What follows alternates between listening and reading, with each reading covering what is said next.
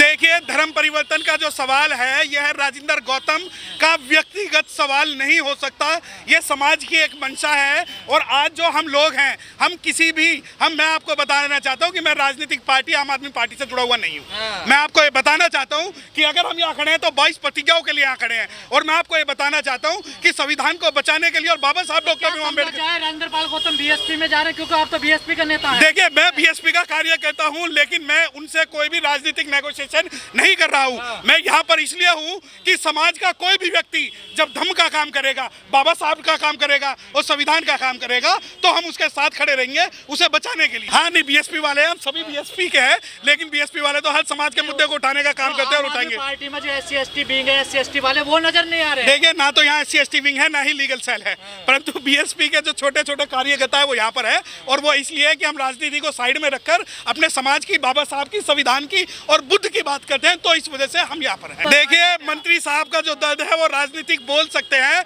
लेकिन सामाजिक ये है कि आज उनके साथ समाज खड़ा है, राजनीति नहीं खड़ी। और इसी वजह से जब सवाल ये पूछे जाते हैं कि आपके कितने लोग हैं, तो राजनीतिक कोई भी व्यक्ति आज यहाँ पर नहीं है। सामाजिक जो लोग हैं वो सामाजिक लोग यहाँ खड़े हैं, उनके साथ नहीं है, बिल्कुल भी ना। तो उनका कोई मैं आपको एक बात बता देना चाहता हूँ, 13-14 इनके विधायक हैं, जिनमें से शायद 1 या 2 ने कोई ट्वीट कर दिया होगा, अदरवाइज सब उनके विरोध में हैं। परंतु हम अपने व्यक्तिगत लेवल पे आपको ये बताना चाह रहे हैं कि समाज को जब जरूरत है तो हम राजनीति को साइड में रख के आज यहाँ पर आए हैं, क्योंकि हमें अंदेशा था कि पुलिस कुछ भी इलीगल कर सकती है। और जब आज पुलिस ने जो 3 सवाल किए और पूछताछ की, उसका हमने डिटेल में जो जवाब है वो आपको बता दिया गया। इसमें जो शिकायत करता है वो आदेश गुप्ता, बीजेपी प्रदेश अध्यक्ष हैं। और जो शिकायत 2 पेज की दी गई है, उनका कोई भी लोकस नहीं बनता है शिकायत देने का। सिर्फ ये एक टेरिफाइंग एक माहौल क्रिएट कराया जा रहा है कि भारत के अनुसूचित जाति के जो लोग हैं वो अपना मुंह बंद कर लें, जो कि नहीं होगा। राजेंद्र पाल गौतम जी को यहाँ बुलाया गया, एक नोटिस दे के बुलाया गया।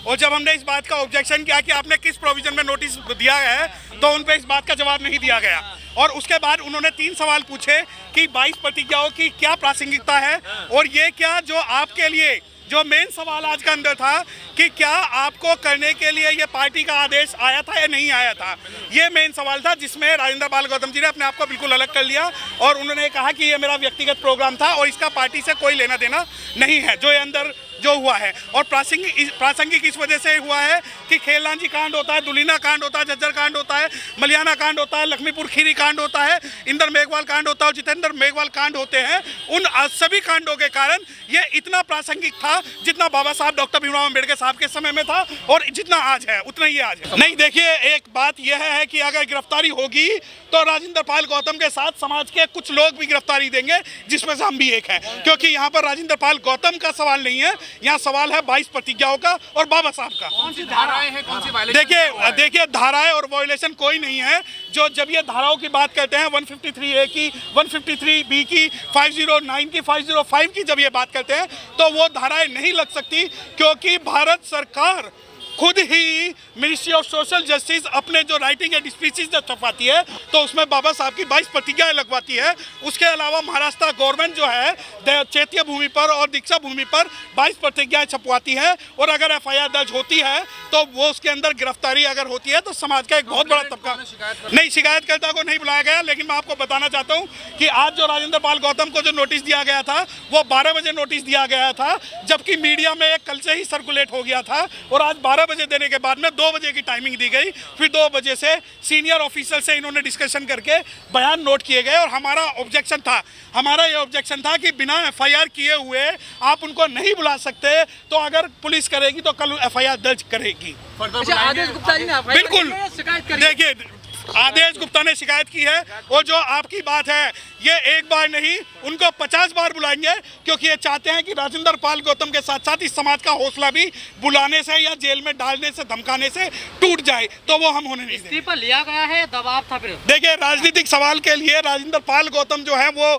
बता पाएंगे, हम उनके एडवोकेट हैं। आप हमसे लीगल सवाल और समाज का सवाल करेंगे तो मैं उसका जवाब दे सकता हूं। हाँ, बिल्कुल, बहुत बड़े भक्त हैं, तभी तो उन्होंने जो मंत्री जी का इस्तीफा स्वीकार कर लिया, जबकि उनके खुद के मंत्री के खिलाफ आरोप है और वो जेल में है, उनका आज तक इस्तीफा स्वीकार नहीं हुआ। और दूसरी बात ये कि वो जो है मिस फायर कर रहे हैं समाज के साथ। मैं आपको एक बता देना चाहता हूँ कि जहाँ स्कॉलरशिप शेड्यूल कास्ट की 2 लाख रुपए की लिमिट है, वहीं एसटी और ओबीसी की 5 लाख की लिमिट है। और शेड्यूल कास्ट जो स्पेशल कंपोनेंट प्लान है वो दिल्ली में आज तक फुलफिल नहीं हुआ है। और रही बात अरविंद केजरीवाल की, तो मैं उस पार्टी का ना तो प्रवक्ता हूँ, ना ही समर्थक हूँ, और ना ही मैं उनकी राजनीति में विश्वास रखता हूँ। अगर यहाँ पर सवाल बाबा साहब डॉक्टर भीमराव अम्बेडकर था तो सभी हमारे जो समाज के लोग हैं, देखिए छोटा रिचार्ज जो है उसे पता है कि 22 प्रतिज्ञाएं नहीं, क्रांति है। और ये बाबा साहब की 22 प्रतिज्ञाएं नहीं है जिन्हें आप पूछते हो, यह बुद्ध की 22 प्रतिज्ञाएं हैं। बाबा साहब की इस वजह से नहीं है और बुद्ध की इस वजह से, क्योंकि बुद्ध के 41 देश हैं जो हमारे साथ होंगे।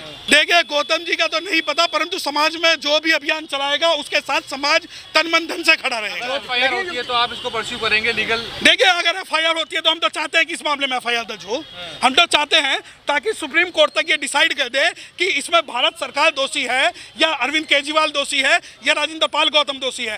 परंतु मैं आपको बताना चाहता हूं कि अगर ये एफआईआर करते हैं तो इनके खुद के जो मंत्री हैं, खुद के जो लोग हैं, सबसे पहले उनके खिलाफ एफआईआर होके उनके खिलाफ कार्रवाई होगी। दलित सांसद है, बहुत सारे विधायक भी है देश में, लेकिन कोई नजर नहीं आया सर यहाँ पर उनके पक्ष में खड़ा। देखिए यहाँ पर समाज के लोग तो नजर आ सकते हैं, राजनीति के नहीं आएंगे। देखिए ऐसा है, मोदी जी पंच तीर्थ बना के सबसे ज्यादा रिजर्वेशन, सबसे ज्यादा नुकसान जो है शेड्यूल कास्ट का करते हैं।